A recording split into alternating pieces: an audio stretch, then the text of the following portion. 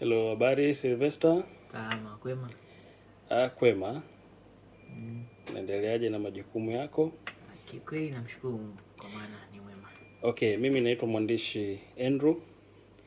Ningependa nikuhoji maswali mawili matatu, na ningependa pia ushirikiano wako kwa sababu nimeona kwamba nichukue nafasi hii ili tuweze kushirikishana haya maswali kwako wewe kwamba unayaelewaje.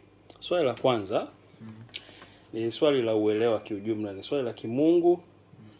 Kwa hiyo ningependa nifahamu wewe kwako wewe, kwa mtazamo wako unalifafanua vipi au unalielewaje kiuelewa toka umemjua Mungu na mpaka sasa hivi. Swali la kwanza, kwa nini Mungu alituumba? Alituumba ili tumwabudu yeye. Okay.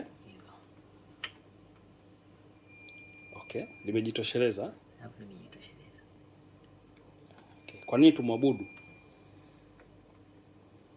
Kwa maana Mungu anapenda sifa. Na kumwabudu kuna katika aina nyingi sana. Kwa kutimiza kusudi, kwa mfano kumtumikia na kumwabudu. In short, kumtumikia yeye. Hivyo. Okay. Imradi atukuzwe. Yeye kama yeye katika kila tunachokifanya kimtukuze yeye. Sahihi kabisa. Ndugu Sylvester, umezungumza vema, na waumini wengi au watu wengi ambao wanamjua Mungu wamekuwa wakichukulia kwamba kuabudu labda ni kwenda kanisani au kuabudu ni ile desturi, wameshachukulia kama ni desturi. Sasa binafsi kwako wewe, sasa kwa mawazo yako wewe, yani kuabudu ni kupi? Yani kuabudu tukiachana ile desturi ya kwenda kanisani, na umezungumza vizuri kwamba ni Mungu anastahili sifa ili Mungu arudishiwe sifa. Kwa hiyo sasa kwako wewe, yani abudu, maana Biblia inasema Mungu anatafuta waabudu halisi. Sasa kuabudu ni kupi ambao tumfanye mtazamaji na msikilizaji pia aelewe kwamba kuabudu kupo katika namna hii personal. Karibu. Kuabudu ni maisha halisi ya muumini. Kwa mfano, naweza nikawa mfanya biashara, lakini kupitia biashara ninayoifanya ikawa inamtukuza Mungu. Naweza nikawa, kwa mfano, wewe mwandishi wa habari. Wewe ni mwandishi wa habari. Kupitia uandishi wako wa habari, Mungu anaweza kujitukuza yeye kama yeye. Mfano, unaweza kumfanyia interview mtu anayeangalia hivi anasema, "Yule mwandishi huduma yake imenibariki. Mungu ambariki." Yaani hiyo ni maisha halisi. Yaani kuabudu ni maisha halisi ya uhalisia wa mwanadamu. Sio tu kwenda kanisani, hata kumtendea mtu mema.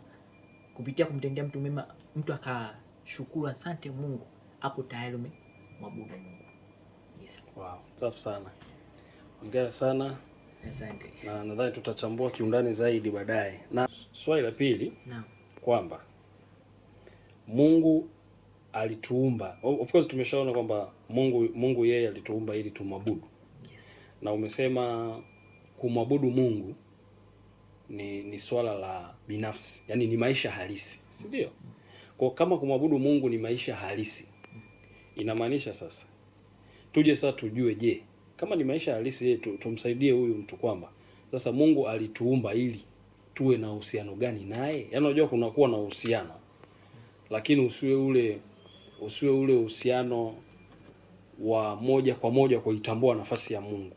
Sasa Mungu yeye kama yeye, yaani ukisoma maandiko kwa kuanzia juu mpaka chini, Mungu alisoma tuwe na uhusiano upi, yaani kati yetu sisi na Mungu, yaani ni uhusiano wa aina gani sisi tuwe nao?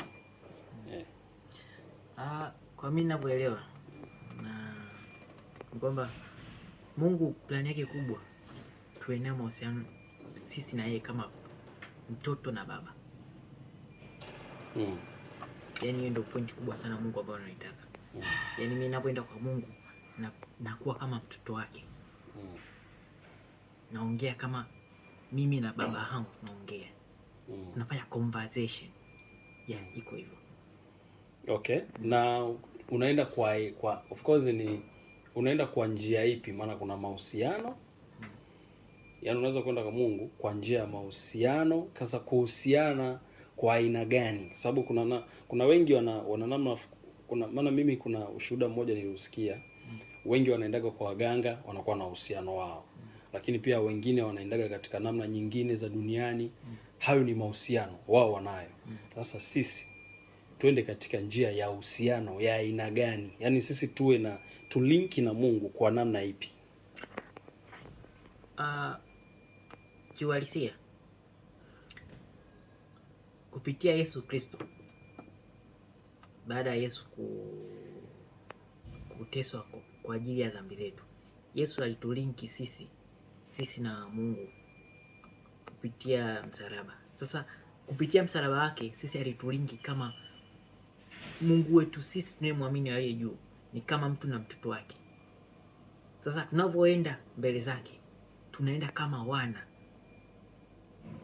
na hiyo wana ilisababishwa na baada ya Yesu kusulubiwa kubeba dhambi zetu, ndio tuseme alikata tiketi ya kutufanya sisi tuwe wana. Iko hivyo. Alitufanya sisi tuwe wana katika ufalme wake, si ndio? Yes.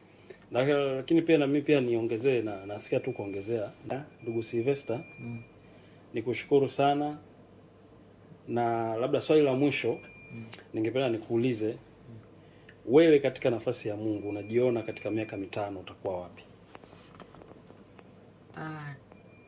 Kwa ukisoma neno la Yeremia 1:10, Yeremia 1:5 anasema kwamba alinijua kabla sijawa tumboni mwa mamangu na amenifanya kuwa nabii wa mataifa. Sasa baada ya miaka 5 nitakuwa nabii mkubwa sana mataifa. Kuwa nabii sio kuwa kama mchungaji tu, lakini naweza kupitia kile ninachokifanya, kupitia hii huduma ninayoifanya, kuwafanya watu wamjue kwa kile ninachokifanya. Ndio hivyo. Yaani miaka 5 ijayo natamani, yaani watu wengi sana Mungu anitumie kwa namna kubwa sana, ili kile ninachokifanya kimuonyeshe au kimdhihirishe Mungu niliye naye. Ni hivyo tu. Wow. Mungu akubariki sana. Na nikutakia wakati mwema. Asante sana. Shukrani sana.